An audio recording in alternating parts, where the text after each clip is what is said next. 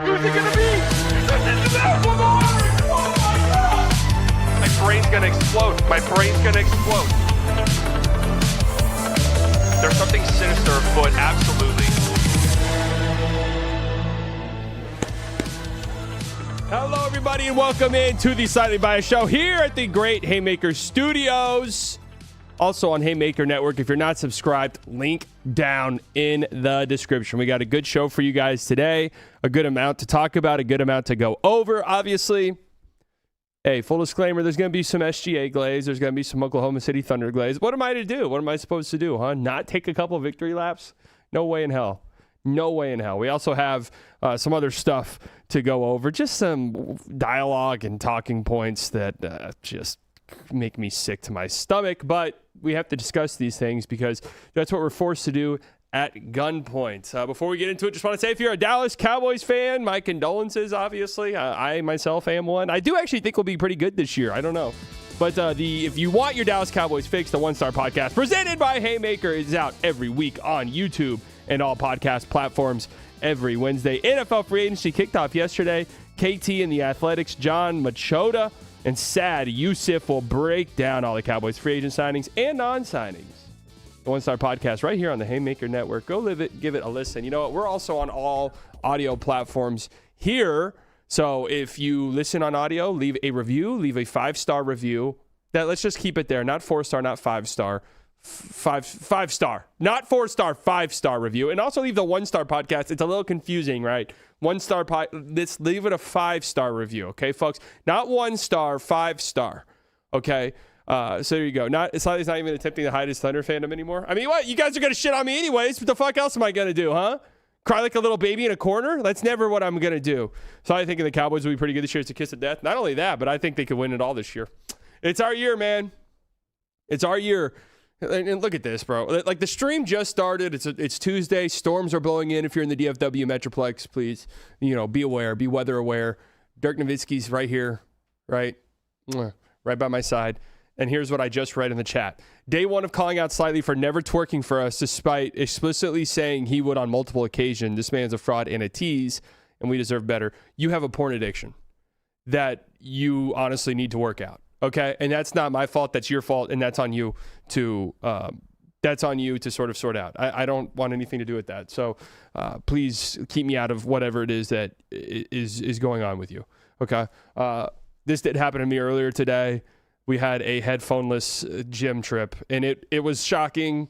Went in, realized I didn't have my headphones. Was on a bit of a tight schedule. Had to just kind of brave it out. I have had non-headphones gym sessions before, but it's usually headphones dying kind of halfway through and we're already sort of committed. Mustering up the courage to go through a workout without headphones is one of the bravest things somebody can do. It is one of the bravest things somebody can do, and we got through it. And you see the memes and the jokes about working out without headphones at the gym is one of the worst experiences you can have. You think to yourself, well, it's not really that bad, is it? It is. It really is that bad. It genuinely is. I mean, the mixes that they play, the remixes that they play. This is what it sounded like. And this isn't a joke. This is for real what it sounded like. I got that summertime sadness. I got that summertime. Hey, what's up, man? No, I can talk on the phone. In fact, I'm going to put you on speakerphone so everyone can hear you. Yeah, it's all good. I got that summertime. Okay. The grunting is, and yeah, I'm a defender of grunting at the gym. People who kind of push back at grunting at the gym. You're at a gym, there's going to be some grunting, but sometimes the grunting's a little extreme. And I don't know what it is. There's some people who make noises that could double as, like sexual noises. It's like, man, like come up with a better grunt. Like the gym should be reserved for physical grunting. Let's kind of keep it at that. There was also somebody there who was doing like 1, 2. It's like, dude. No, none of that. Grunt expert, slightly biased in the building. None of that. Thoughts on the tennis grunt? The tennis grunt is good. And in college, I covered tennis, believe it or not. And I'm a believer in the grunt. I think it's great. I think it's great. No headphones at the gym or poopy with no phone. Well, let me tell you something. I've actually recently started to just raw dog the bathroom. And actually, I think it's a better experience. Because really, you need to be in and out of there. I've like in and out of the bathroom. Okay, there shouldn't be any lingering in and out. That's kind of where I'm trying to get at. In and out. Okay. That's how he grunts when he eats his healthy food. What does that even mean?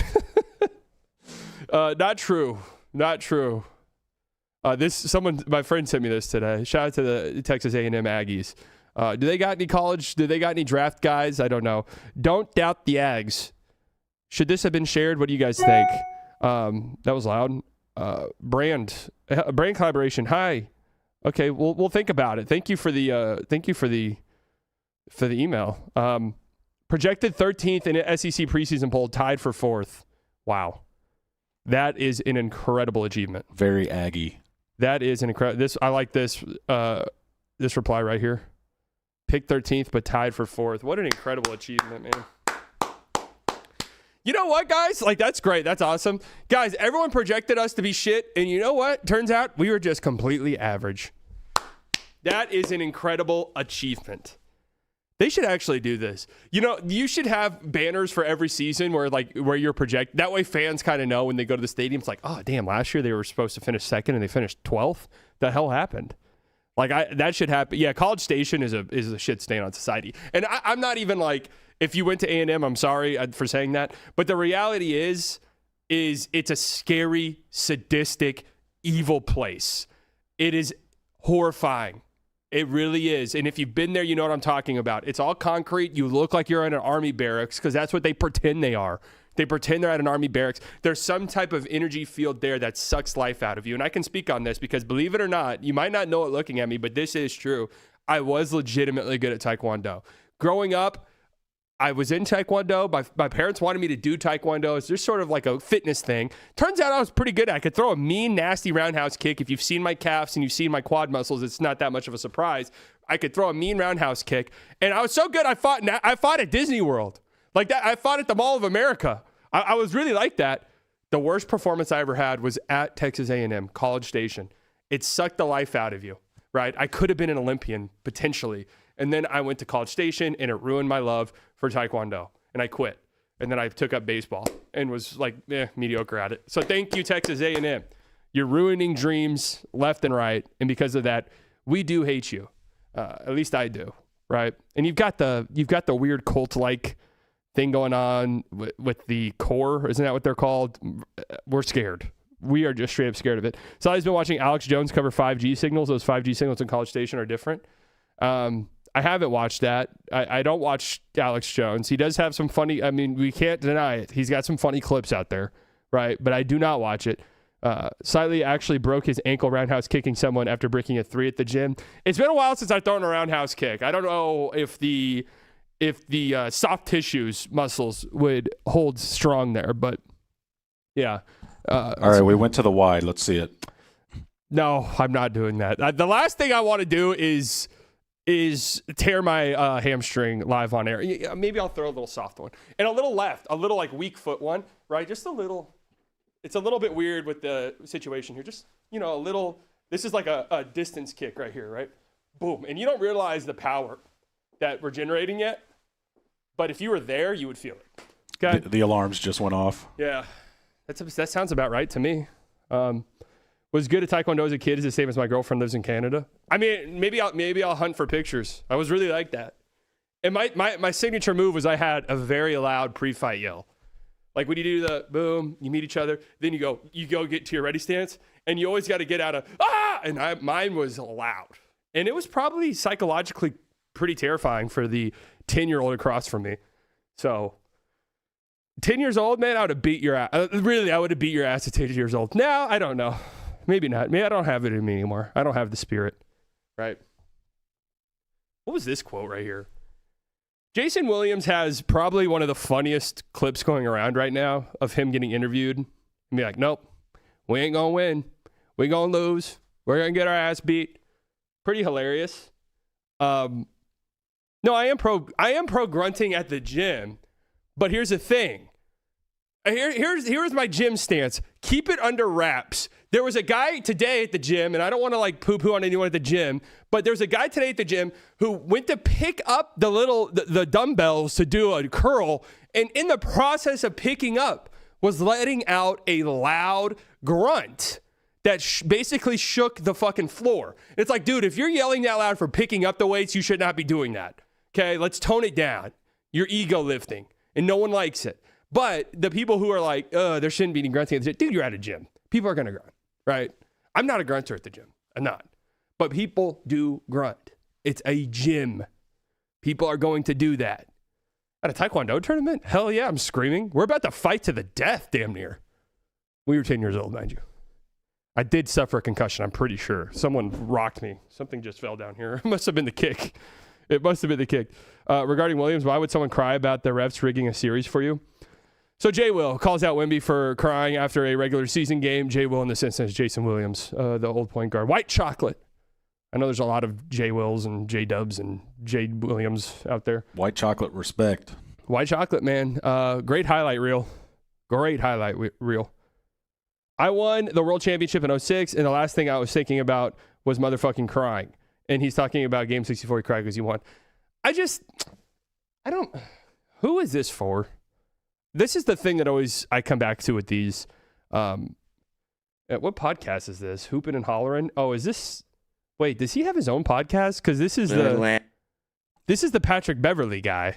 I think he guests on that. I think they have him like once a month. Is the Patrick Beverley podcast still going, or is that on a hiatus? It's been a little bit of a rough stretch for Pat Bev. Is that show still going? Because this right here, I don't even know his name, but this is it's zoomed in. But this is the white podcast host guy that we make fun of, not make fun of, but that every single podcast has. The hat, usually it's on backwards, but there's always a hat, right? I don't know why. Always a hat. It always is that little drawstring thing across. By the way, we're working on a hat, fullydelusional.shop. Now it's going to blow your mind. Okay? Yeah, it's pretty regular, but it is sick and awesome. If Google AI is right, is that guy named Roan? Yeah, that sounds right. That sounds correct that his name's Roan. Man. Okay. That is a Barstool product, but yeah, I think they have Jay Will on like, I don't know, once a month, and he'll tell you about his Kobe story and then how everyone sucks now. Yeah. I really don't understand who this type of content is for. Because we make fun of the players who, and again, I'm not like shitting on Jay Will because he has one of the funniest clips going around right now. But we shit on players for not caring. We shit on players for not trying. And then we shit on them for caring and trying. It's even kind of fun. It's actually ironic and hilarious to do this on the Patrick Beverley podcast, where probably the one singular moment most people remember Patrick Beverley for is throwing his jersey into the crowd, standing on the scorer's table, and crying after a play-in game win. Like, that is the signature Patrick Beverley moment. So it is pretty funny to do this on his podcast, but I just don't get who this is for. Like, yes, Victor Wembanyama is clearly a sociopath and a psycho, and that's good. That's fantastic for the league, because some of these other young up-and-coming stars, Ant is tremendous, right? Ant, there's some kind of questionable off-court, stuff that maybe we have to turn a blind eye to if we're just in the league office trying to promote players. Ant is everything you want, right? He's outgoing.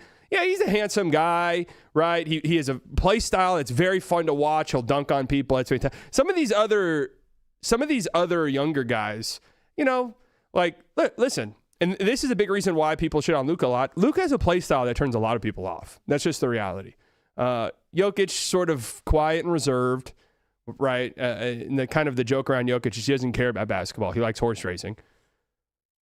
Right? Who else? Some of these younger dudes. Shai's kind of a little bit more reserved as well, and also sort of a volatile, controversial on-court product. Wemby, to me, it's almost a LeBron type scenario. LeBron being a little bit more outgoing, I think, to the media than Wemby is, at least right now. But why I say almost a LeBron type scenario is because it's a dude that came into the league with super high expectations. It looks like he's going to be exactly who he thought he was going to be as a player, and is very marketable, right? He's got a fuck you to him on the court. He's got an edge to him that I think is really intriguing to watch. And I think it's fantastic, right? I think he's so good for the league, and I cannot wait a month from now when they're in the playoffs and we're really getting the Wemby. Like, that'll be the first real Wemby thing, right? The Christmas Day game against the like, all of that stuff is great, but it's a completely different beast in the playoffs. So I can't wait for that. And I think it's so good for the league. They have to be so excited about who Victor Wembanyama is turning into. I just like, so who is this for, right? Like, what is the target audience for this, man? Because it's not really funny. There is a niche group, subsect of NBA fans who are just like, yeah, man, my life sucks. I miss being 16. It was 2004 when I was 16 years old. That was the best the NBA ever was. Everyone who's not from that era is soft and a pussy, and we're just going to make fun of them all the time. And I don't care about anything happening in the league today. Back in 2004, that was the best it ever was. No, you were just 16 years old, right?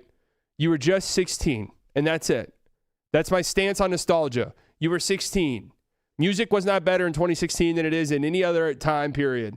You were 16 years old, okay? Can you talk about me when I leave the room and not like directly to my face?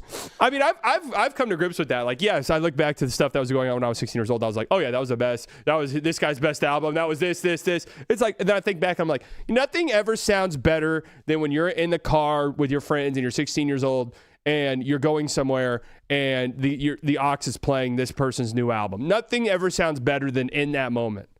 I remember whenever I was in high school, I went, I don't even know if it was high school. I don't know when this fucking movie came out, so please not be too long ago. Whenever The Wolf, wasn't that what it was called? Wolf The of Gray. Wall Street? No, The Gray with Liam Neeson. Yes. Where he gets his plane crashes in Alaska or some shit, and he's now fending off a pack of wolves.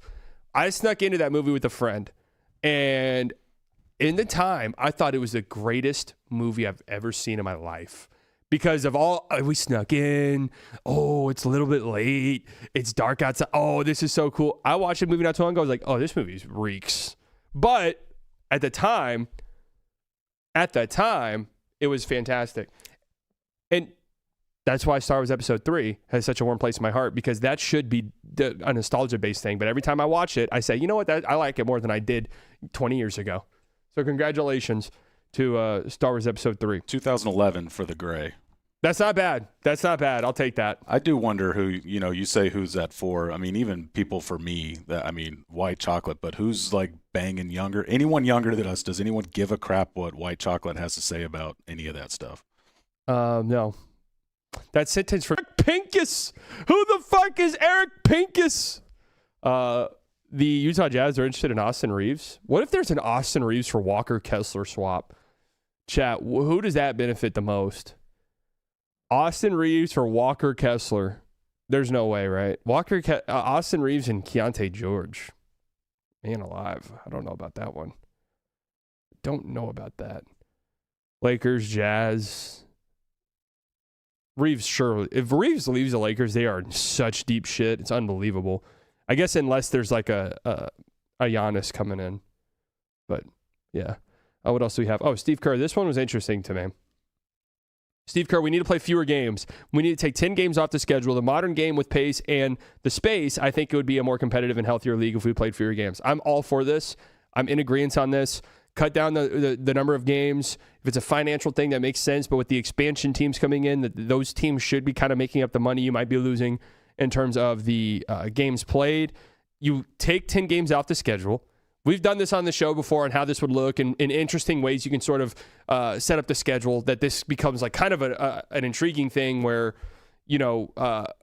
my kind of idea was you play every team twice, right? That leaves you, once the expansion comes, that leaves you with 62 games, assuming there's 2 new teams added very soon. 62 games, and then you can pad those other 10 with in-season tournament stuff and like rivalry stuff to try and make it to where you're playing your rivals more than any other team, and it makes it a little bit more fun. But I agree with this 100%. I don't... It's clear and obvious with the injuries and stuff like that. One, here's part of it. People still blame the players. Maybe there's some truth to that. Maybe there are some players who are a little, soft when it comes to injuries. But the reality is all of these teams have super advanced, medical technology and the sports science with all this stuff. They track you during practices. They track you during games. And they know, like, hey, based off of maybe this guy's injury history, based off age, based off this and that, and based on how much energy he's exerted over the last week in practice and in games, he's in the red. So he needs to rest the game. Like, his risk for injury is higher. Or we know he's dealing with an ankle thing, or he's dealing with a calf thing. Because of that, his injury risk is heightened. Let's give him a game or two off. That way we mitigate the risk of injury. Like, that's what's happening. It's a sports science thing. And I do feel like if you just kind of pace the games out, if you take 10 games out, you could completely get rid of back-to-backs. And you could schedule it to where, I don't know, there's 3 games a week, right? So you're guaranteed off days. There's 3 games a week. You keep the schedule length the same calendar-wise, and these games are a little bit more spaced out, which allows guys more rest time, which allows guys, kind of an underrated aspect of that is teams aren't having to do the thing where we traveled, we got in at 3 a.m. last night. Because if you've ever done that, right, and I don't feel too badly for these guys because they're in the best planes and best travel amenities possible, but if you've ever done that, it like fucks up your entire week. If you've ever traveled and had a red eye or got in super early or whatever, like that really fucks up your entire week. There's nothing quite like the plane ride where you're on like a long plane ride and you try to space out. You're like, you know what? I'm going to go. We're going to leave at 7 p.m. The plane ride is 9 hours. I'm going to sleep on the plane. And you don't sleep a literal second on the plane. And now your entire next day is ruined. I always see those TikToks and it's so funny. Anytime you travel internationally, you get there, it's 9 a.m. You haven't slept 1 second. You were on the plane for 12 hours. The person next to you took up the armrest. Babies are crying. Like, it's all hell. It's all hell. So I'm there for that. I believe in that. I'm a supporter of taking 10 games off the schedule. And think about it like this, man. Take a look at how many games were on last night. Last night, actually, for some reason on Mondays, they only have like 4 games. But a couple of days ago, there were 10 games, 10 NBA games, something like that, and all of them were terrible. There were some like interesting matchups. When I think about Steve Kerr, he says a lot of profound things. Well, let's welcome in Stephen A. Smith to the program. Oh, I thought that was coming from the speaker. I was like, who the hell is that? I was like, who is that? Who's here? Yeah, I mean, tonight there's like 10 games. And how many of them will, hey, anyone pushing back against this, how many of these will you be tuning in to watch? And how about this? If you're against taking 10 games off the schedule, and let's say you're a Mavs fan, are you going to be tuned in tonight? Are you excited for the game? 10.5-point underdogs against the Atlanta Hawks. I'll be watching because I get paid to watch. And I'll hate every single millisecond of it. And I'll complain about it the entire time. Because that's what it's turned into, right? What a promo. I can't wait to watch. Yeah. I'm going to complain the entire time. I'll probably will be streaming the game on my YouTube channel. And I'll be yelling at my chat for the entire 2.5 hours that we're live. If that interests you, come and hang out. Okay? If it doesn't, then don't come and hang out. I'm not doing this. Guys, everyone's welcome. No, not everyone's fucking welcome. If that's interesting to you, come hang out. If not, please stay home and go do something more productive with your life. And I'm just being real. Okay? The rest of us are going to see Hoppers. You want to know something? I was supposed to go see Hoppers today, but I'm not because of this game. But this weekend, though, Hoppers, which I'm excited, man, Pixar, especially when they get into their like leftist bag a little bit, which I'm assuming this is where they're going. With the animals having to stop the construction of this dam or whatever it is. A very environmentalist movie. I'm in. That movie's going to be an all-timer. I already know for a fact it is. And then Project Hail Mary this weekend. Are you kidding me? Movies are back, folks. And they never really went anywhere, but they are back. People are mad at Timothée Chalamet for saying, I'm getting choked up thinking about the movies being back. People are mad at Timothée Chalamet for saying he doesn't want the movies to turn into the opera and the ballet. When was the last time you went to the opera or the ballet? What are people mad about? I mean, people get mad about everything. When was the last time you were at the opera or the ballet?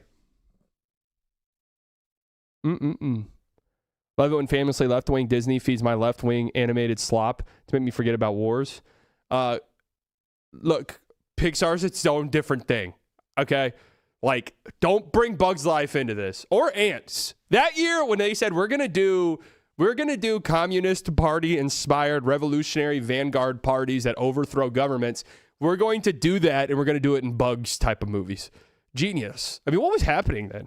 That was like right after the Cold War ended, the USSR dissolved, and they're like, no, we got to re-ramp this. Thoughts on Romeo Dobbs for the Patriots? I have a lot of them. I got a ton of them. Honestly, maybe I'll go watch Hoppers instead of the Mavericks. Yeah. I'm not stopping you, right? I'm excited for that movie, though. Steph Curry reportedly expects a star player to join him in the summer, per Mark Spears. This, to me, feels telling. Is Mark Spears super plugged in? There is, like, some guys he is, right? It wasn't like Dame was directly feeding him shit. This is telling to me. No, the Warriors are not getting Giannis Antetokounmpo. That's not happening. That's what they might try to sell it as. You know, Bill Simmons has been pushing this forever. Russello, and it's a shame Russello's gone. Zach, it doesn't sound the same, does it? Zach, I think LeBron's going to the Warriors. He's been pushing that for a while. So it does kind of feel like that could happen, huh? Steph and LeBron retirement tour for LeBron. That's kind of fun. I'm kind of here for that. Geno Smith back to the Jets. Okay. Is he going to be the starting quarterback there? OKC Glaze needs to stop. Oh, all right. To be fair, we're 30 minutes in and we haven't done a single second of glazing. The glazing was about to start, though. Don't get me wrong. The glazing is about to start. You think LeBron would ruin that team? How? They're already just mid. LeBron, Steph, and Jimmy Butler. Yeah, no, that team will be terrible. But it would be kind of fun. It would be pretty fun. Kristaps Porzingis says he's healthy again. I believe I will be healthy now. This is what I really feel. Not to sell anything because I've been in and out again. But this time I really feel like this is it. I hope so, man. Like that KP being out with this, with the illness thing is just, it's kind of scary. When guys get out with illness and stuff, I try to avoid talking because it is kind of scary. I don't know what that means. I don't know, that some of these illnesses, what is this going to be lifelong, life-altering? Like, I don't know. So I try to just completely avoid it. Unc, I know Clutch pays your bills, but talk about the Lakers being better without LeBron. I mean, all the numbers say they're better without him, but do you believe in them in a playoff series without LeBron? That's the question. Do you believe they're a better playoff team without LeBron James? No way. No shot. Maybe there's, hey, LeBron coming off the bench, good luck. I'd actually be shocking if LeBron was open to that.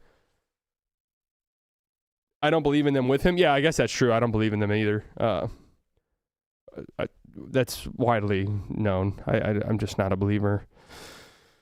Not a believer in theirs. We're going to talk about that here in a second. Once Cone hops on, we're going to do a tier list of contenders across the NBA. I'm pretty excited about that. Is this a team specific pod or just general b-ball talk? Just general b-ball talk, Dub. Welcome in, man. I'm a Mavericks fan, but I'm not talking about that piece of shit team because I look at the numbers, but I go on Locked On. Nobody really cares at all. Like nobody wants to hear it.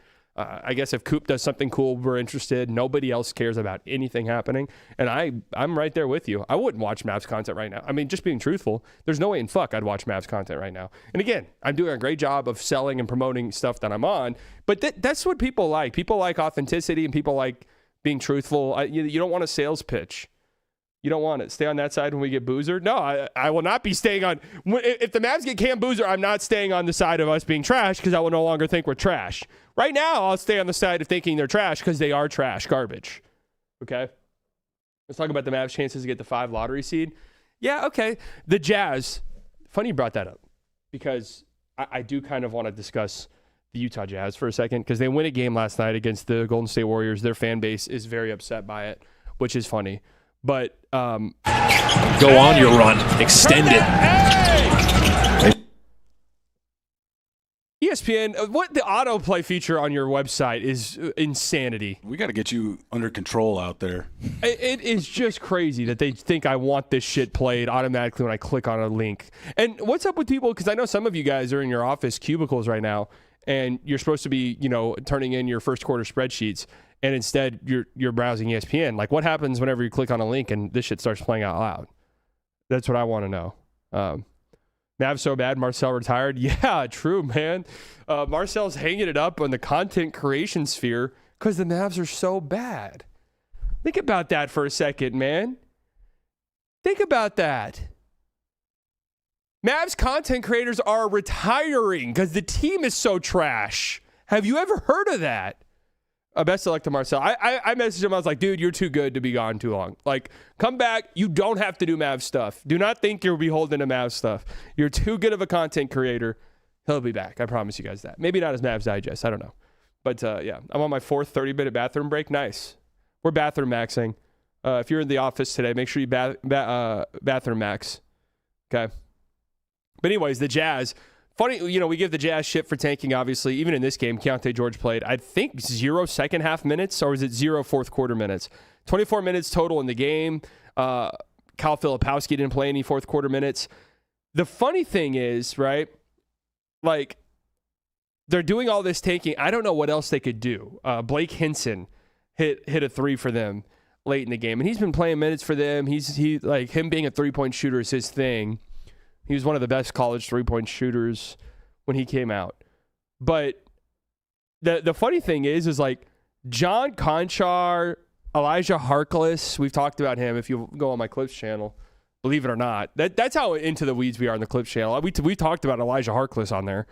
These guys are like legitimately good rotation players who help you win games. And it is funny that these guys are getting big minutes because it's like these guys will back you into a win. You need to give, like, Cody Williams, 40-plus minutes, good. 43 minutes, that's good.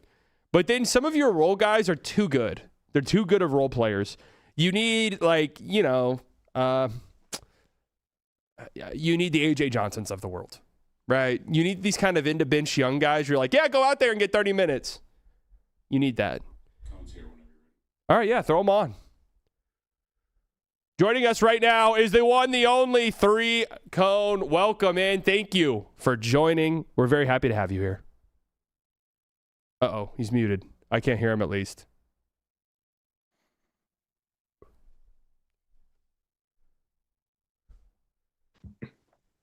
There he is. Okay. He should be with us now.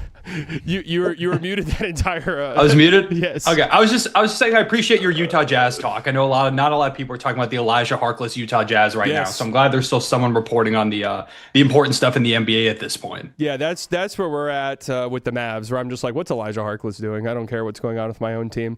But it's nice to have you on, right? For those of you in the chat who are completely unaware, you are probably the predominant Thunder fan, at least on Twitter. You went on one of those defense shows, didn't you, to do the Shai defense? Yeah, I did one with House of Highlights. It was me versus 10 Shai haters, and boy, was that an experience. That was a time. And I would love to do it again right now because some of the takes people are saying at me back then, I feel like I've got even more ammo now. Shout to the one guy that showed up in like a retro AI jersey and was like dying on the hill that Stephon Marbury is better than Shai. Like that was the take he decided to go in with. So it was impressive that he felt comfortable enough to talk and use his real face for that take. So I kind of applaud the guy, Yeah, those ones are always interesting to me because I do wonder, like, you have to fill the 10 people, and it's not hard to find 10 Shai haters. It really isn't. But it's like, hey, man, go in there and say Stephon Marbury is better. You want me to do what? No, just go in there and say it. Like, it'd be hilarious. Just rip it. It'd be a hilarious social clip. Well, I thought yesterday was like a very interesting pendulum swing on online, at least, where even the more vocal Shai haters, and my chat knows it, I've been a Shai truther for quite a bit of time. But even the outspoken Shai haters last night were like, all right, I don't know if we're running out of things to say here. Yeah, when I saw Bill Simmons tweet out that the MVP race was over, I was like, yeah, we might get this thing unanimously. Like we might hit that point. That's my thought. I'm glad someone else is saying it. I know you as another diehard Thunder fan would agree with me, so I appreciate you, man. I know the way your community feels about you and the Thunder. But yeah, man, it was weird. Like I was seeing, Nuggets fans, like some of the predominant Nuggets reporters that are like so heavy on the Jokic train, drop articles this morning that were like, maybe Shai's better. I'm like, that's the moment that we had last night. And I'm glad some people are seeing it. I've been saying Shai's the best in the world. If you want to say it's Jokic, I'm not going to blame you. It's Nikola Jokic. But it's just one of those games where it really feels like this. Like, this is the day I'm going to tell my grandkids about. I'm going to be like, y'all, this was the day everyone realized Shai was the best in the world. And the world changed for the better. I think world peace is within the grasp of like 2 years at this point. I think we're getting close. I think once Lou Dort kind of gets exiled to like the Wizards or something like that, then we can really start to push, hey guys, everything you used to hate about the Thunder is gone. And now it's just AJ Mitchell domination. Is AJ Mitchell's minutes ever... Does it ever creep into your head when I think AJ Mitchell is unbelievable and tremendous? Does his minutes, and he was fantastic last night. What was that, like his second game back, right? First game back. Wow. Okay. Yeah, he missed 20. Yeah. He was out for, what was even his injury? It was really bizarre. Yeah, it was like an abductor strain. It's the same thing that Shai missed some time with, but he missed way more games, and we just never got any updates. It's like he's gonna be reevaluated like soon, probably. Like, don't worry about it. And then there was also an ankle sprain that he suffered, like kind of a setback over the All-Star break. And then just randomly yesterday, they're like, "Oh yeah, AJ Mitchell's gonna be back, by the way," and he's like, "I'm gonna drop 24 points and go crazy." So it's weird. We've had a few of those. I feel like the NBA every year just chooses an injury to be like the injury of the year. And I feel like those abductor strains are just everywhere at this point this season. So those I don't know, it's kind of the new fad. Those were the Paolo and Franz injuries last year. Weren't those abductors? I think so. Yeah, it's kind of just the new hip trend. I think I need to strain my abductor. Baseball is it? It's a big baseball one. I guess baseball's a trendsetter, I guess, with the abductor strains. I got to get me one. I'm behind on the times. I feel like I'm lame now. Yeah, baseball has a new one right now that is some bone I never even heard of that like 6 people broke in the same week or something. But ever seeing AJ Mitchell, do you ever think to yourself, if somebody came with a crazy J-Dub offer and it was just AJ Mitchell's going to be our number 2 guy now, we'd have to consider it? It's so interesting because the thing with Dub is I think he's really important for this team's defensive identity. It slipped a little bit with him being injured, just the versatility out there guarding a number of positions. But the main thing that it makes me feel when I see AJ out there is I've been worried a little bit about Dub, being that secondary creator because the wrist thing, although, the couple games he played pre-hamstring re-injury, his wrist looked pretty good. And he said it was the best his wrist has felt, taking that time off with the first hamstring injury. But I've been kind of like, okay, is he going to be ready to be the 2 option in the playoffs? That's a little bit concerning, specifically if we play great defense, like San Antonio. But AJ playing the way that he is, it makes me feel a lot less, scared of that because I'm like, oh, AJ can also just go crazy. And that to me was always the big thing coming into this year where it was like, I think we're going to go back to back because I was expecting some development. And AJ was kind of the guy I was looking to. I mean, he hasn't even played 82 career games yet. Like he is still technically within his first full season of experience. And I know I shout the New York Knicks who let us get him by just trading like cash for a second. And then we traded cash in that second to move up a few seconds so that we could get him instead of the Knicks who right now are currently having Jordan Clarkson sit on the bench. So I appreciate them for that at the very least. Yeah, and he's on the dumbest contract in the league too. It's absolutely insane. Yeah, shout out AJ Mitchell. Love the guy, but his agent is not. I can't say he's the best. 3 years, $9 million is absolutely criminal for him. Insane. And even at the time that was signed, people were like, that feels really low for a player who has the like skill set that he has. Have you seen the J. Will could be Şengün if he had the green light takes? I have seen a lot of those, man. And I've been like, let's chill out. But it's also every time he plays 30 minutes, it's like 20, 11, and 4, hitting 4 threes a night. He's crazy. He's one of the bigger development stories, I would say, over the course of his career. Because early on, it's like, he's a fun stretch big and there's some playmaking there, but the defense is a little bit lacking. And now it's like he's out there guarding Nikola Jokic, one of the better Jokic defenders that are out there in the Western Conference, and he's running coast to coast, hitting layups and dunking on people. And he hit 7 threes last night, the most threes by a Thunder center in a game ever. It's really ridiculous that he's just cooking out there. And originally, last season he was the guy from the Orifar meme with Shai, and now it's like, this dude might be Şengün 2.0. So he was the Orifar meme guy. But I mean, he is. It is crazy because he used to piss me off. Admittedly, he did. Because it's like, dude, you're a center. Stop taking charges. That used to frustrate me to no end. Like, jump up and contest the shot every now and then. But now it's, like you said, this year is like, this is probably the best Jokic defender in the entire NBA. So it is. I'm actually really interested when the Thunder are assuming they're fully healthy in a playoff series, if they face the Nuggets again, what J. Will's minutes look like. Because you think if Chet and Ihart are healthy and playing, there's not that many minutes for J. Will, but he clearly plays very well against this Nuggets team and against Jokic. I'd actually be really interested in that. Yeah, I'd imagine because iHeart does a pretty good job too. But I mean, Jay Will is just straight up our best Jokic defender. Like at this point, he's got that sturdiness to him. He's so good, maybe the best in the NBA rage bait Nikola Jokic. I don't think we've ever seen somebody rage bait Jokic. Well, maybe Lou, maybe Dort might also be in that conversation. But Jay Will just for some reason gets in his head. There was the clips from the playoffs last year where he's like just jumping on top of him, like trying to hit a little bit of like a swim move, a little bit of a D line type of situation there. He just kind of gets him for some reason. So if we can get Jokic, rage baited and chucking threes and Jay Will's hitting coast to coast jelly lays, I mean, at that point, I feel like the series, you can go ahead and wrap it up in a few games. So I imagine he has to get some minutes, like at least 20 with the way that I think last year against the Nuggets, like iHeart didn't play as much in some of those games because Jay Will was doing such a good job. So I imagine it'd be something similar, especially, if it ends up being like round 2, if the Nuggets end up as like a 4 or 5 seed and we want to try and, rest a little bit going into the next round. Not that you can necessarily like rest against the Nuggets, but if we can get away with it, then with that calf injury he's dealt with all season, it's pretty good. Well, I was going to ask a question about, seeing the Nuggets in the playoffs versus maybe some other teams, but that actually segues into what I wanted to mainly do here, which is a tier list, a tier ranking of potential NBA contenders. And this is going to be interesting because you're looking at it through the lens of, okay, my favorite team is the clear-cut favorites to win it all and repeat. I'm looking at it through the lens of, all right, my favorite team is trash, so I have no real horse in this race. So here are all the teams here that are at least in a play-in spot, like, because some of these play-in teams are at least kind of worth discussing in terms of just maybe playoff series wins. So the tiers I have are true contenders, right? Like these are teams you don't need to talk yourself into, right? Then I have bus crash contenders. I always use this tier as like there are teams who sometimes make the finals or win off the back of like everyone got hurt and this team just kind of made their way there. Like if things just kind of line up. The watch out, I have these as like the teams are like, well, that team could maybe in the first round series, but deep down you sort of know. And then the happy to be here tier, where it's just like, they're in the play-in, whatever. If they make the 8th seed and they win one game, then maybe it's a win for them.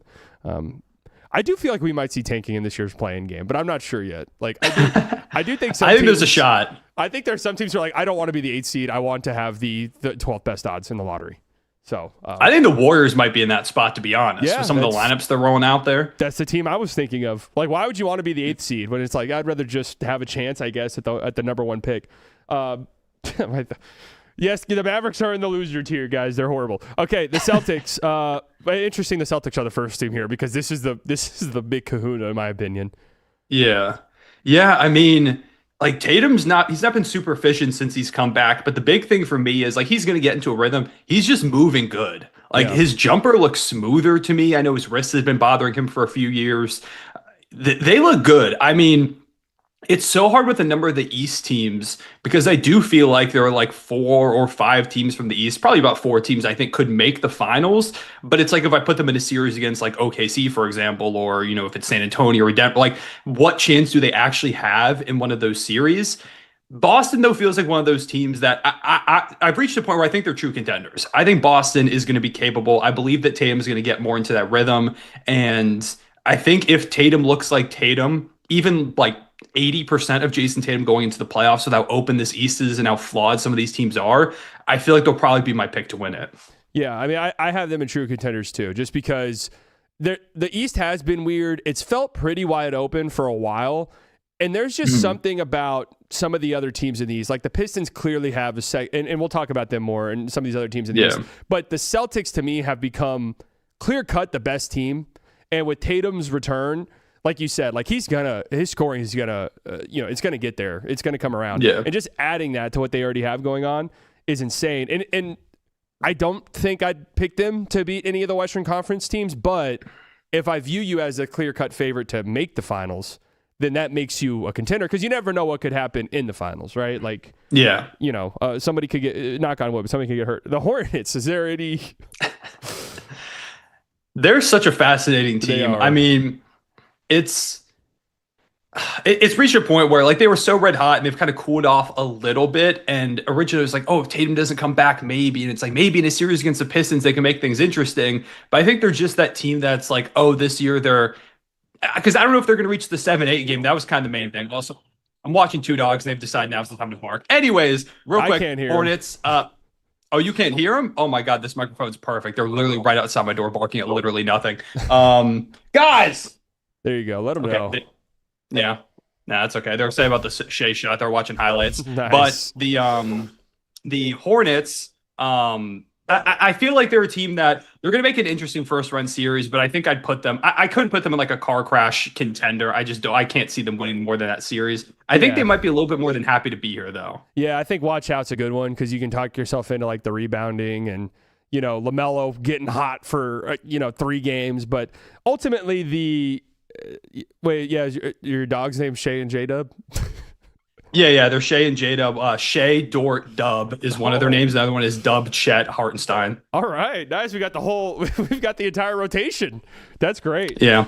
I would say be careful naming your dogs and pets after athletes because I had quite a few friends who had Luca pets. I'm just saying. I heard about that. That's tough. I feel like every time then you talk about Luca, a little like single tear streams down the cheek. You got to look at your dog a little differently. You just don't love it as much anymore. Is I think kind of what happens.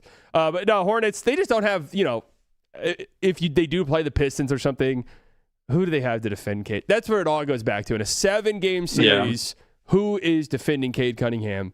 In that instance, like Cade will be the best player on the floor for the entire series. But they are very fun to watch, though. And next year, they could be really interesting. The Cavs are so interesting.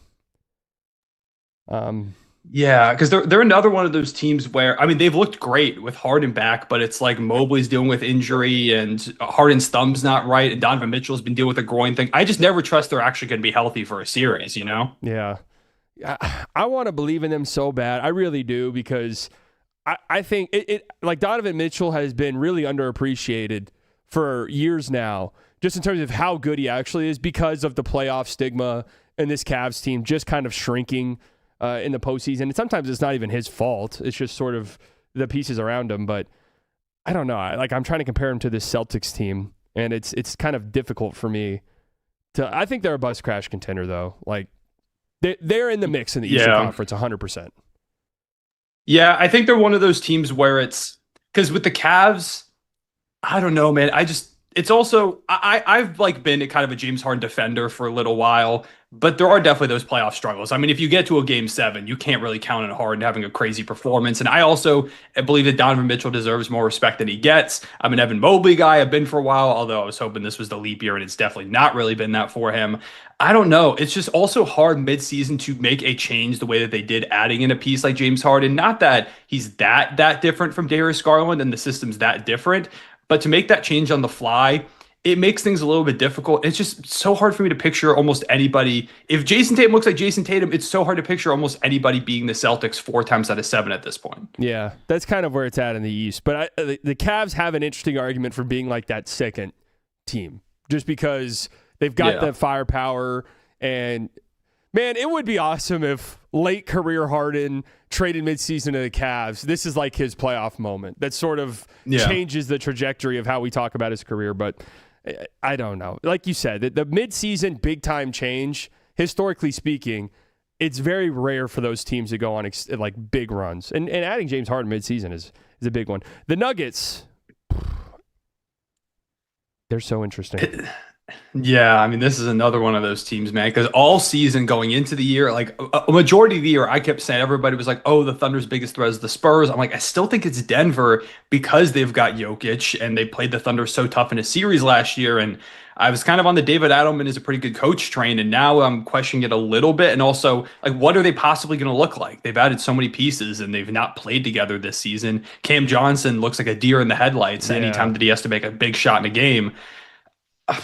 I don't know. Like, it's really hard for me to say.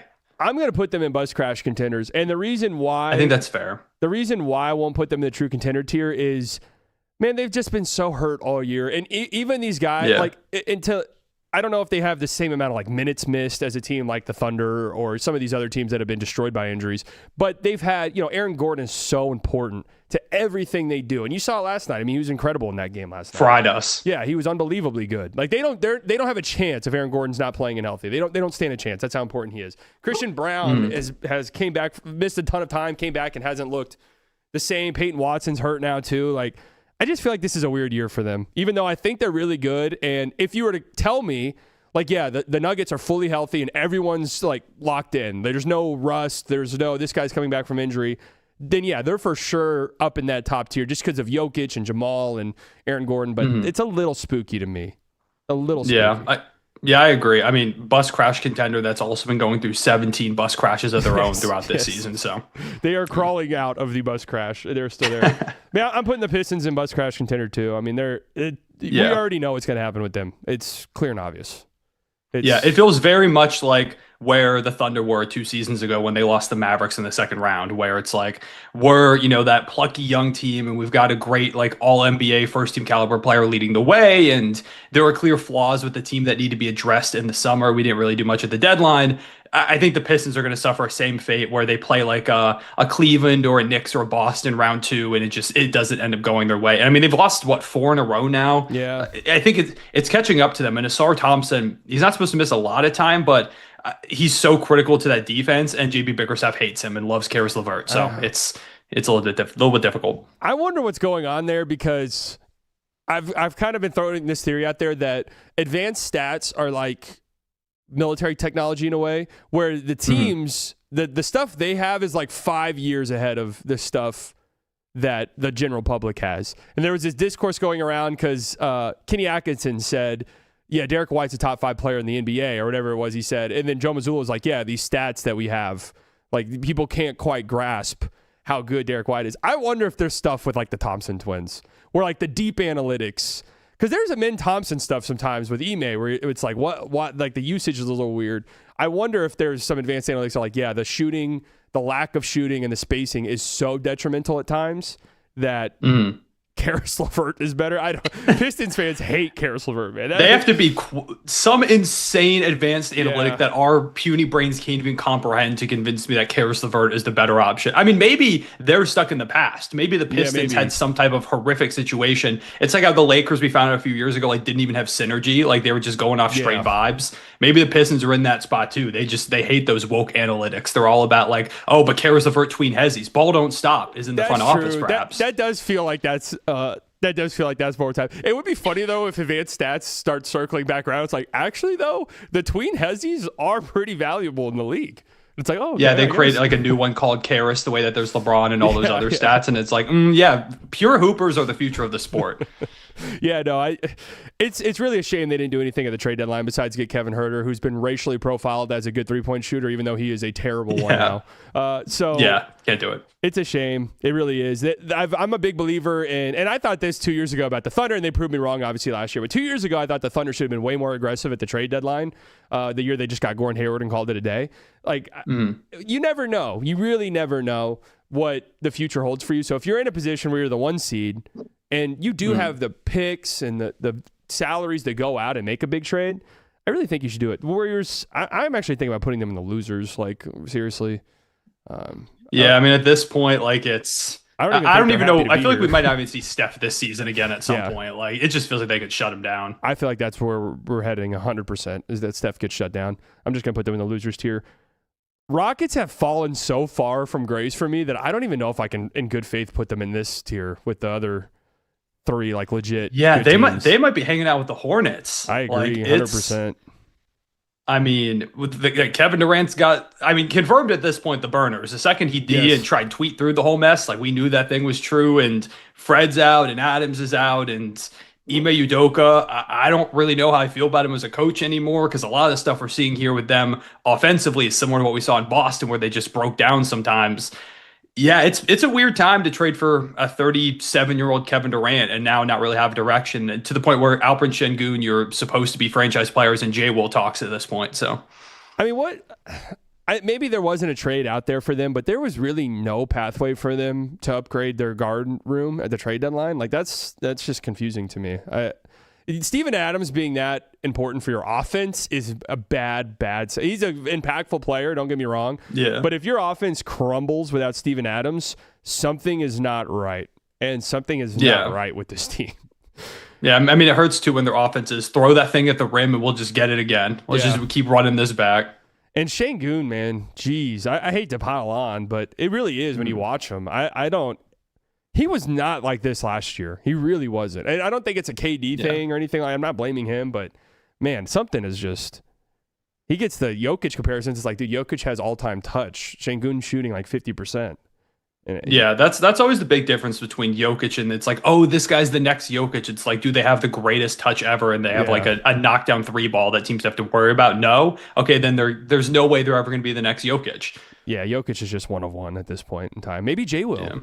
Yeah. I mean, he's one of two because Jay Will's hot in his tail at this point. So we got to put some respect. So here, interesting that the Clippers are here because I posed this question yesterday.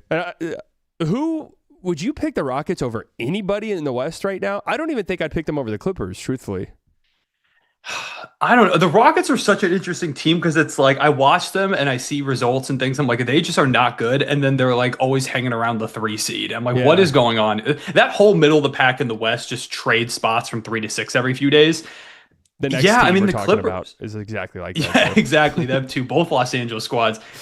And when they traded Harden and Zubats, I kind of just thought they'd fall off and give us, a lottery pick. And now I'm angry because now they're tied for the 8 seed.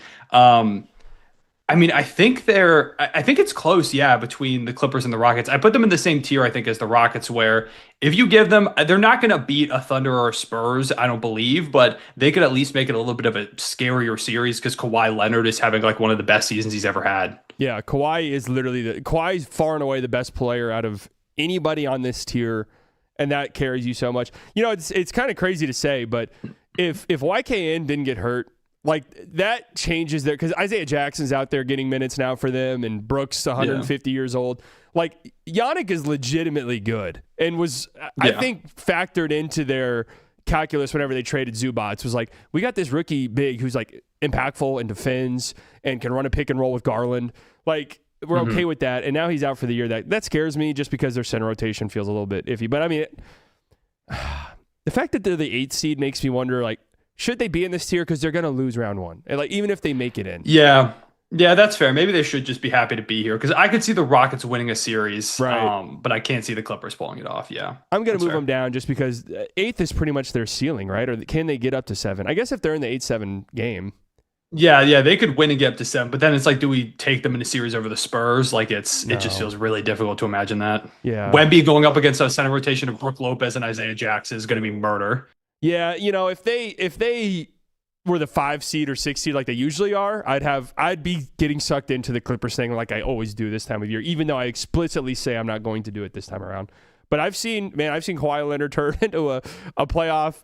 That 2021 series against the Mavs, I have literally you've seen it specifically a few times. That is the best I have ever seen a basketball player be, ever in my life watching basketball. Unbelievable. I think Lakers are a watch-out team. I don't believe in them in the slightest.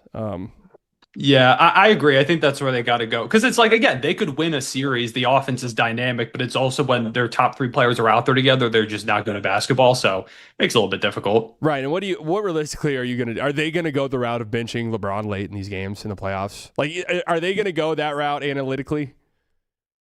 I don't know. It depends if they have like advanced analytics or they've got the Karras analytics that we've been discussing with the Pistons. It kind of depends what it comes down to. If they have those, then we might just see Marcus Smart tween Hezzies in the 4th quarter. Yeah. I mean, JJ Redick played his starters 24 minutes in the second half of that game against the Wolves last year. Insane. I've got no idea what he's going to do. He's like the Joker of coaches, it feels like. Yeah, that's absolutely insane that he did that. And honestly, at the time, I was like, you know what? I kind of respect it. He's just like, we were not winning with any of you guys on the bench. Yeah. So we're just going to go down swinging with our guys.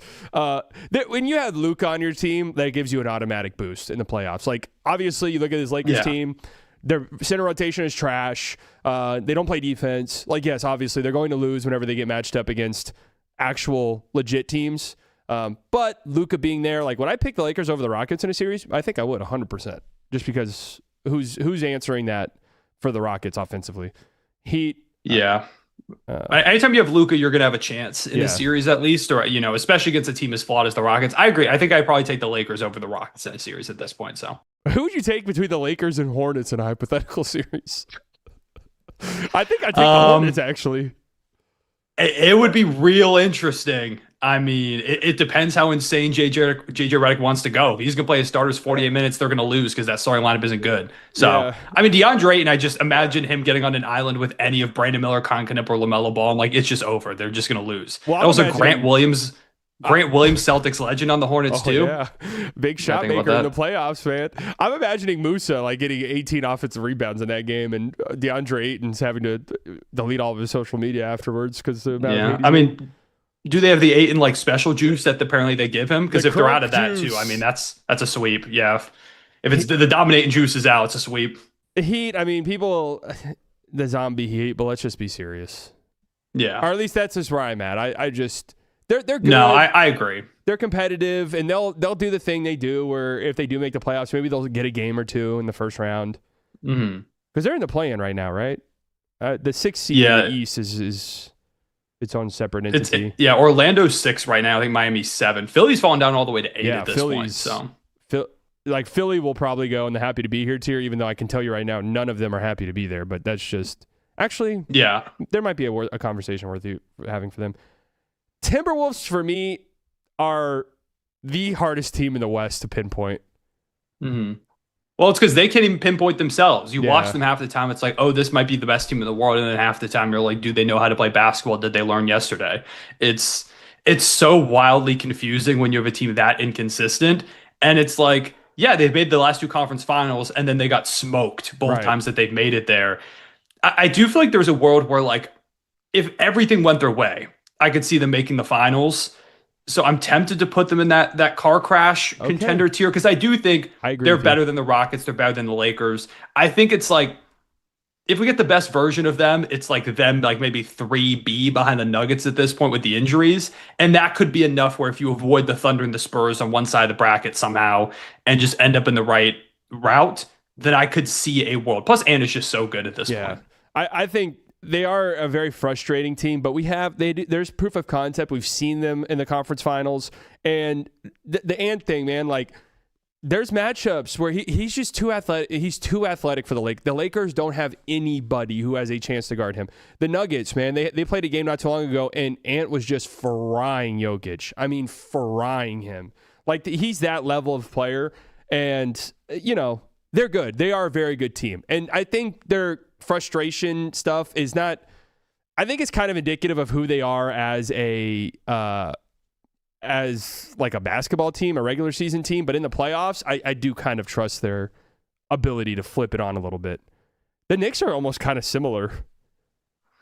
Yeah, I mean they are kind of just. It's funny because they made the trade. They're basically Timberwolves East to me. Yeah, where it's like you're going to either get 27 points on like pretty efficient shooting from OG and Mikal Bridges, or they're both going to shoot like 3 for 14 and you're just going to lose. I think, I don't know. I'm so between like car crash contender and true contender, just because again, it's like with the Eastern Conference, although I think they're on like the same tier as the Cavaliers. So I think I put them in that car crash contender because it's just so hard for me to picture them beating like, if it's say the Thunder coming out of the Western Conference, it's so hard for me to see them winning that series. I think the Celtics have even separated themselves a tiny bit. The Knicks were my pick going into the season to win the East, and up until about a month or month and a half ago, that was when I was like, okay, the Celtics with Tatum coming back are just kind of clearly cut better. But the Knicks, they were one of the best teams in the league for a month, the best defense in the league for a month, and then they've had this really rocky stretch recently, which I think you can just kind of attribute to bad shooting. But I am monitoring this Jalen Brunson situation because it hasn't been very good as of late. And in order for that whole experiment to work, he has to be the like top 7 player in the world that he was like last year. And he just hasn't been that. And I think that greatly caps their ceiling. Yeah, and not to mention Cat, it's been a down year for him offensively too in the Mike Brown system. Like the only way you make it work with 2 huge negatives defensively is if they're both just insane offensively. And yeah, nobody's talking about it, but Brunson's kind of been trending down for a little bit. Same thing with Cat. I mean, he's been a little bit better as of late, but this season is not like last year played the best basketball of his life. So yeah, and last night they lost to the Clippers, but there was some, like Cat was incredible and Brunson had a good game. And Brunson's playmaking's been really good. I've actually watched a ton of Knicks games recently. And when Mikal Bridges is shooting, I don't know. I'd be interested to see what the record is. When Mikal Bridges' usage is like kind of high, because that's where I love them. When OG and Mikal Bridges are like these safeties basically on defense, and they're just cleaning up every mistake anyone makes, and then they're getting it, and Mikal's flying up the floor in transition. That's when I love them. I'm like, oh, that team. I'm just imagining like a game 6 in the Garden, and Mikal just hit a 3, and everyone's going crazy. Like I can see it. But again, the Brunson Cat thing, we've seen it play out. It's and when you get in the playoffs and you're playing other elite teams that will just pick that apart every single time down the floor, the margin for error is so small. Hawks, happy to be here, I guess. Raptors, well, actually, Trailblazers, happy to be here. Suns, they deserve some love for what they've done, but do you rate them at all? No, I mean, especially with Dylan Brooks dealing with a broken hand right now, and he's coming back. They're a fun team. They could maybe win a playoff game, but not really at all. Yeah, if they were in the East, I feel like we could talk ourselves into a Hornets type of situation. Yeah, agreed. But in the West, it's just going to be right. I mean, we'll have to see what seed they end up because it's this Western Conference. True. But they could be the 6th seed, which kind of changes some stuff for them. But I think they're kind of comfortably a playing team at this point. Thunder. I do think the Celtics do belong in a tier with the Thunder, but I think the Thunder would be overwhelming favorites in that series. I just think recently the Thunder they've reminded us of who they are. Yeah, it definitely helps getting some guys back. AJ coming back is huge, especially Shai back in the lineup. Guys are playing. The biggest concern for me right now is, are we going to be healthy by the time the playoffs roll around, and is that going to stay the case? Because you still do need everybody out there, all hands on deck. The good thing is that the team is basically the same as last year, so it's not like we need a lot of time to figure out how to make these new pieces fit together. That is ultimately a huge plus, but yeah, I mean, that's the big concern to me is, are we going to be healthy? And that's been a part of a reason why we haven't seen a repeat champion in years. I mean, it feels like every year the team that just won it goes through a bunch of injuries and then something happens in the playoffs and it all comes crumbling down. I agree. I think the Thunder are the favorites, but with this Celtics team, I mean, they've got the second best net rate in the NBA without Tatum the entire season. They belong also up there in that tier of top tier contenders. My prediction, if you ask me right now, I would say Thunder Celtics in the finals. That would honestly be an incredible series. That would be absolutely unbelievable. Just both very similar, different pathways kind of, but similar, great front offices, great coaching staff, and just two teams that play within their system and know their system and just plug in whoever really, and it's going to work. I mean, that would be a lot of fun to watch, honestly. And I think the only real chance at a competitive final series, in my opinion, I just think the Thunder would mop the floor with anyone else, really. Magic, are they just happy to be here, even though they're not very happy? But I don't. Yeah, I'm between that or maybe a watch out. I don't know if they're this. If they end up the 6th seed, I think they could win maybe. But I think that's it's also fair. how much do I trust Paolo and Franz? Franz is out right now, but they've been winning some games. I think they belong there with kind of the Hornets. I think I do agree because I can see, because the thing about Paolo, obviously he's been crucified this year, and a lot of it's fair, but he has been pretty good in the playoffs from what we've seen from him. So I could see that. And Bane just gets red hot, and he's been really good this year.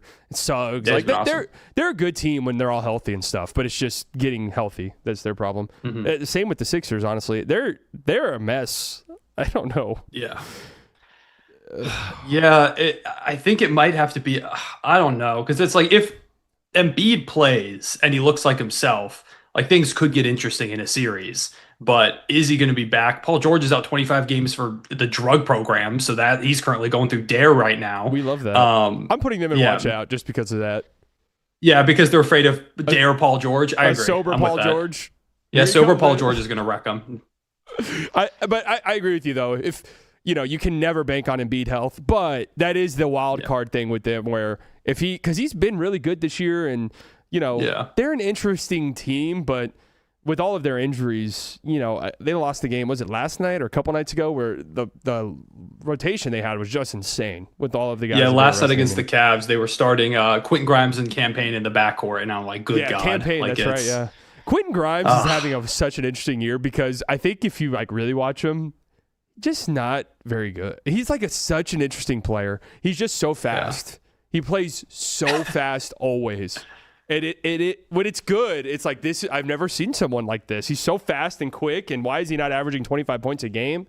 And then there's bad plays where you're like, oh, okay, that's why. Yeah, he's one of those guys that's a very capable shooter that for some reason I just don't think it's ever going in. Yeah. He's just got kind of a weird jumper. He gets a ton of lift on it. So much lift. And I just kind of assume he's missing every single time. Yeah, he went from 25 points per game to end last season, and now it's I'm a 34% shooter, and it's okay. The Sixers didn't need Jared McCain. They're fine.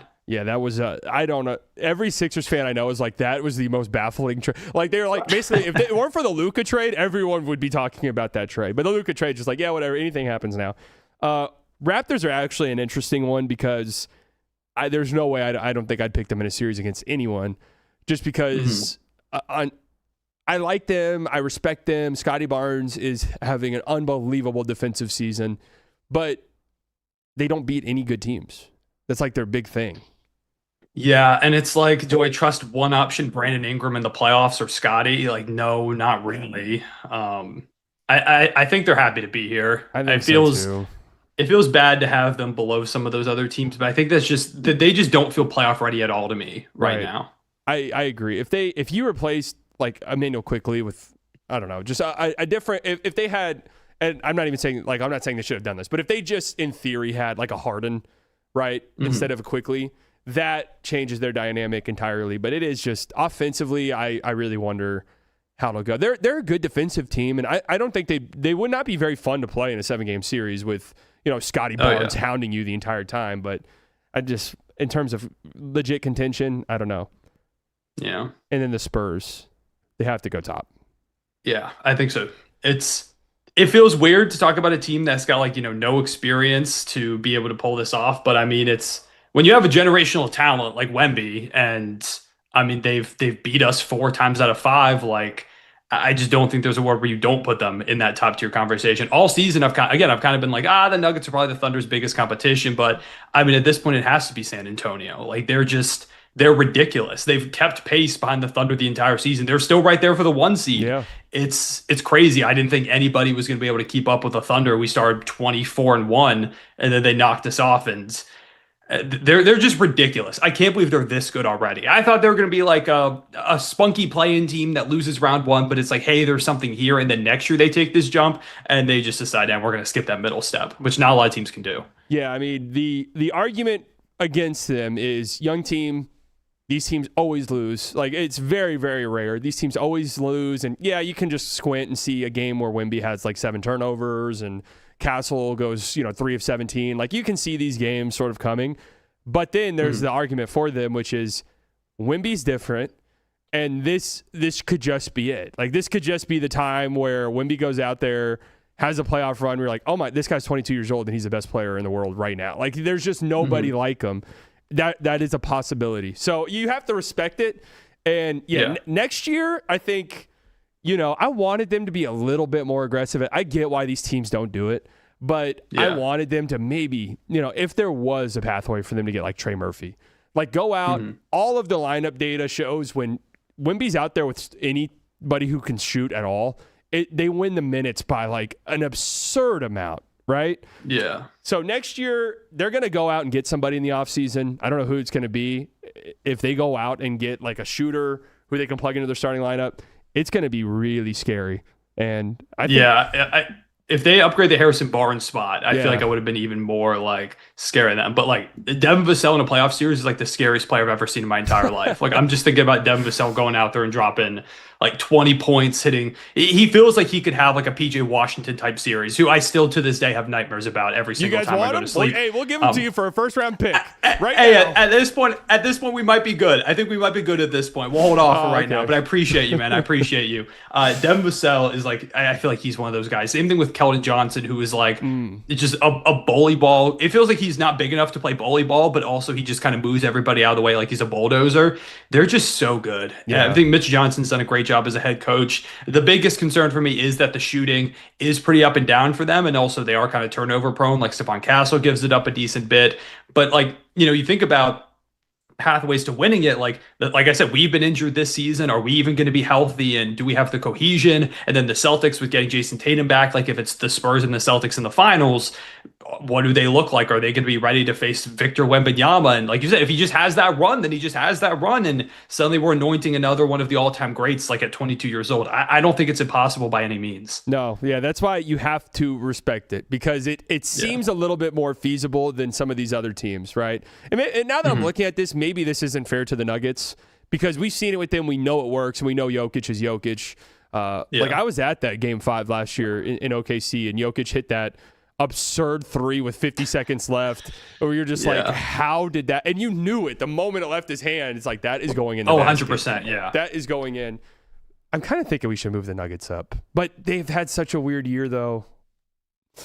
I'm down to move the Nuggets up if you want to move them up. I'm down. No, let's take a stance here. We gotta have some you know strong what? takes. Let's have some integrity. Yeah. What are we doing? I think it's fine here. The Spurs have just been better than them this year, like obviously record-wise. But I watched the Spurs, and yeah, Champagne's one of those guys too that I can imagine hitting 8 threes in a game. Oh my god! Don't even bring him up, bro. And like the fans who check in just for the playoffs are like, who the fuck is Champagne? And why is he hitting 9 threes against me? Like that's gonna happen to somebody, some poor fan base in a couple months. But anyway, I'm pretty good with this list. This actually makes me really excited. Like, I think this playoffs is going to be insane. Oh yeah, because it feels so like, you've got your top tier teams, but it's also, especially out east, like the Eastern Conference playoffs. I mean, the West, it's like, oh, Thunder, Spurs, and then what the hell is anybody else? And with the East, kind of the entirety of it is like, what the hell is anybody? Like, are the Pistons, how real are they? What are you going to possibly see from the Harden Cavaliers and this Knicks team that's up and down all the time? Even like the Hornets, if they make it in the playoffs, can they make it interesting round one? And they and the Pistons might brawl. Like, we might see Malice at the Palace 2 and 3.0 in the same series. It's going to be a great playoffs, man. I think we've got an amazing setup for it. I do wonder if we're talking like, I wonder if the Celtics just sort of make it to where, like, why did we think the East was obtainable for anyone? Like, the Celtics showed us all year they were like, they're not the number 1 seed, but net rating, they are the best team in the East. And I think eye test wise, everyone would say, the Celtics are the best team in the East. I'm super excited and pumped because, and another thing too that factors in, there's a lot of these teams are in like a make or break type of year. Where, Cleveland, if they don't, I think if Cleveland loses like a hard-fought conference final series, then I think you chalk that up like, okay, we traded hard in midseason. Like, there's a lot of good positive things for us. If they lose round 1 or 2, who knows what their team looks like a few months from now? I think the Knicks are the same way. If the Knicks lose round 1 or 2, who knows what that team looks like? Timberwolves are like a sneaky, like if the Wolves lose round 1 or 2, do they? Rockets, like that's what I like too, is like when teams flame out, it's like, what's going to happen now? So that's one of my favorite things is looking at the playoffs and a team flames out and you're like, oh my God, like what happens next? Like someone's got to get fired, guys got to get traded. And I mean, take a look at this bracket in the West. I mean, you have a lot of teams where it's like with the Lakers, we kind of knew that they were going to have like a big summer of like change. They've got all these guys coming off the books. LeBron's probably gone, it feels like. But like if they, they beat the Rockets and suddenly Houston's like, we want to be a contender. And, do they just chalk it up to the injuries or are they like, we have some serious issues? Wolves Nuggets is currently slated to be round 1. Wow. And if that happened, 3-6 round 1, either team loses, they're like, we have to look in the mirror and like make some change. I mean, the Nuggets can like maybe be like, we're kind of injured. But I think also with this recent stretch, you can't make that excuse all that much anymore. It's right now the playoff bracket, partially as a Thunder fan, because this is the way I would like to see it if we had to go through it. But just in general, right now it would be like Spurs. Right now it'd be Spurs Suns or Spurs Clippers round 1. I would hope we would see Spurs Clippers because I think Kawhi going up against San Antonio again would be super, super fun. Yeah. And then we'd have Wolves Nuggets and then Rockets Lakers and the Thunder hopefully play like we could take the Suns. Let us play the Suns. Let's play Dome Brooks for that's a fun first round one because I feel like any of the other possible teams, maybe outside the clip, but like if the Trailblazers or Warriors sneak in, I feel like that could be a lose 30 game 1 and just the rest of the series. Like the Suns will at least go out there and you're going to get a fight, maybe literally. But that's part of the fun. That's part of the fun. Yeah. All right. Well, I'm happy about this list. Thank you very much for coming on. This was a great episode. Let the people know where they can find you if they don't know already. Yeah, appreciate it, man. Yeah, I'm glad we finally got to do some content together. I know we've talked about it before, but I'm just it's ThreeCone, all spelled out on YouTube, 3_Cone on Twitter, do TikTok, Instagram, all that kind of stuff. I am a Thunder fan. I apologize. I know some of you are probably very unhappy to hear that if you hadn't noticed it already. But I talk about the NBA in general. Like it's not just Thunder content by any means. As much as I love my guys, just general NBA coverage and stuff. And we're getting close to the playoffs. We're in that weird part of the year where it's like, what do I talk about? Because I've kind of talked about everybody at this point, but I mean, hey, a month from now we're doing playoff series previews. So man, I'm excited about it. I appreciate you for hopping on. Everybody like and subscribe right now, watching the stream. Like do that for my guy. Do that for my guy. Are you a college basketball guy at all, or?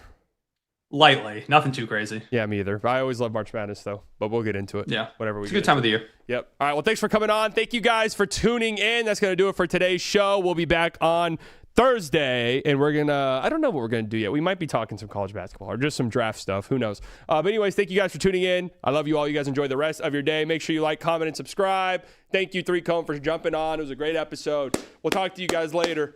Bye-bye. Who's it gonna be? My brain's gonna explode. My brain's gonna explode. There's something sinister afoot, absolutely. Security at the Haymaker Network is provided by Smith Thompson. Secure your home now at smiththompson.com. Iron Ball.